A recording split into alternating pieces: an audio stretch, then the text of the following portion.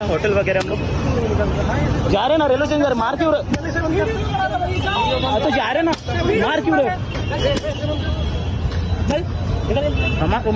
मार लो।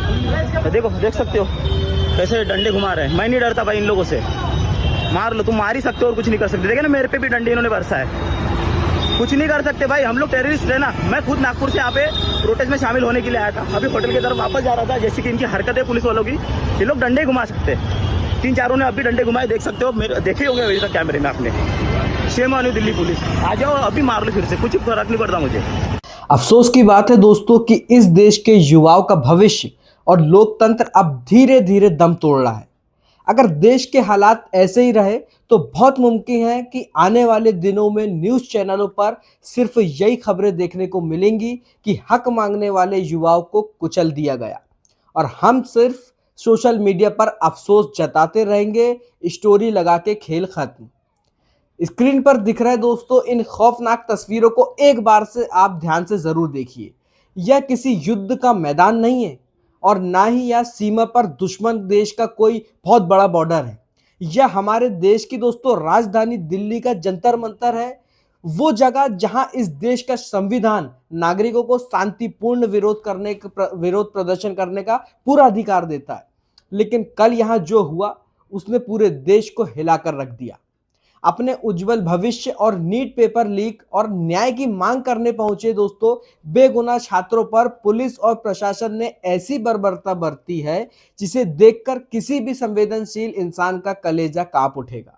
किसी का दोस्तों चेहरा खून से लथपथ है तो कोई छात्रा पुलिस की बेरहम धक्का मुक्की के बीच अपनी जान बचाने के लिए दोस्तों चीख रही है, उनसे अपनी जान की भीख मांग रही है। कई छात्र लाठियों के वार से बेहोश होकर सड़क पर गिर पड़े हैं।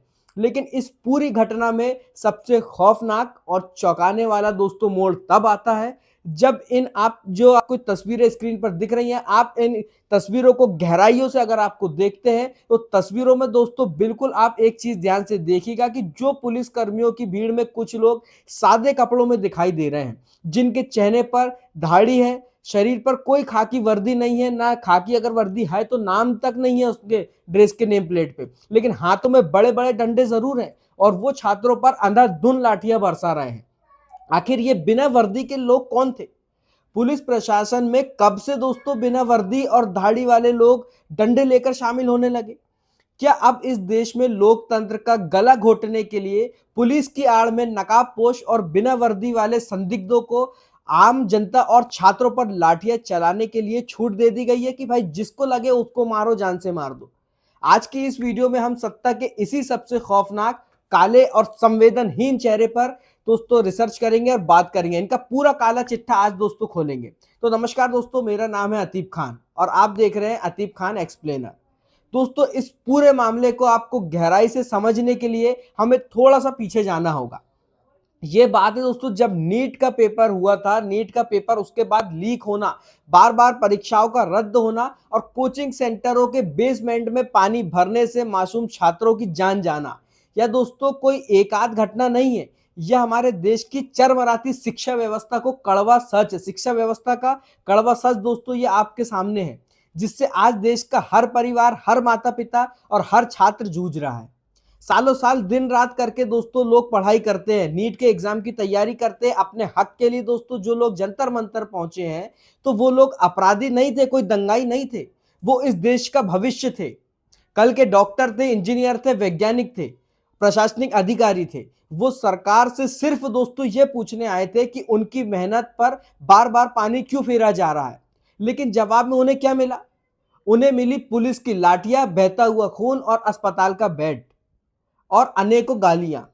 आप इतिहास उठाकर देख लीजिए, जब महात्मा गांधी ने भी आजादी की लड़ाई में 21 दिनों का अनशन किया था तो दमनकारी अंग्रेज हुकूमत को भी उनके सामने आकर बात करनी पड़ी थी, अंग्रेज सरकार को झुकना पड़ा था। साल 2011 में जब अन्ना हजारे जंतर मंतर पर अनशन पर बैठे थे तो तत्कालीन कांग्रेस सरकार के बड़े बड़े मंत्री, सांसद उनसे मिलने, उनकी बात सुनने मैदान में आए थे। लेकिन आज क्या हो रहा है? आज की तानाशाही की दोस्तों हद आप ये जरूर देखिएगा कि जंतर मंतर की सड़कों पर छात्र लहूलुहान पड़े रहे, बेटियां रोती रही हैं। सोनम वांगचुक जैसे देशभक्त और समाज सेवी को ऐसा लेके गया कि जैसे किडनैप करके उनको ले जाया जा रहा है। अनशन पे जबरदस्ती उनको उठा लिया गया, अस्पताल पहुंचा दिया गया, वो भी किडनैपिंग के तरीके से। लेकिन सत्ता के गलियारों में बैठे किसी भी नेता या मंत्री ने उनसे आकर मिलके उनका हाल जानने तक की जहमत नहीं उठाई। क्यों? क्योंकि सत्ता का घमंड, सत्ता का अहंकार बोल रहा है। क्या सत्ता के नशे में दोस्तों चूर इन नेताओं को देश के इन बिलखते युवाओं की चीखें सुनाई नहीं दे रही हैं? या फिर इन्हें इस बात से कोई फर्क नहीं पड़ता कि देश का स्टूडेंट्स मरे जिए, सड़क पर खून बहाए, बस उनकी कुर्सी और उनके वोट सलामत रहना चाहिए। ये चीजें सोचने वाली बात है। अगर आज हम और आप इस बर्बरता, इस प्रशासनिक गुंडागर्दी और बिना वर्दी वाले संदिग्धों के इस रवैये के खिलाफ खड़े नहीं हुए, पूरा देश एक मिलजुल के अगर खड़ा नहीं हुआ, तो याद रखिएगा आने वाला समय बहुत डरावना होने वाला है। आज जो लाठियां जंतर मंतर पर उन छात्रों पर पड़ी हैं, कल वो लाठियां आपके और आपके बच्चों के भविष्य पर पड़ेंगी। जब दोस्तों वो अपने हक के लिए आवाज उठाएंगे, तो यह लड़ाई सिर्फ जंतर मंतर पर खड़े उन चंद छात्रों की नहीं है। यह लड़ाई भारत के हर उस नागरिक की है, हर उस देशवासियों की है, और इस देश के संविधान, लोकतंत्र और अपने बच्चों को सुरक्षित रखने की लड़ाई है, उनके भविष्य को सुरक्षित रखने की लड़ाई है। अगर आज पूरा देश एक होकर इस तानाशाही के खिलाफ नहीं बोला, तो आने वाली नस्लें दोस्तों हमसे सवाल पूछेंगी कि जब लोकतंत्र का गला घोटा जा रहा था तो आप क्या कर रहे थे? हिजड़े की तरह खड़े थे, तालियां बजा रहे थे, या सिर्फ वाहवाही लूट रहे थे?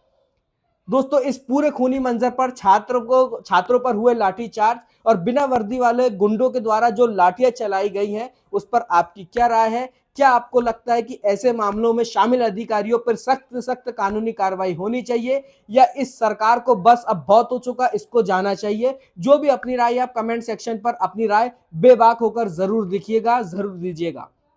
अगर आपको यह वीडियो दोस्तों मेरा इंफॉर्मेटिव लगा हो और आंख खोलने वाली लगी हो, तो अतीब खान एक्सप्लेनर को सब्सक्राइब जरूर करें और इस वीडियो को देश के हर नागरिकों और हर छात्रों तक जरूर शेयर करें। तो दोस्तों अगली वीडियो में मिलते हैं, तब तक के लिए जय हिंद।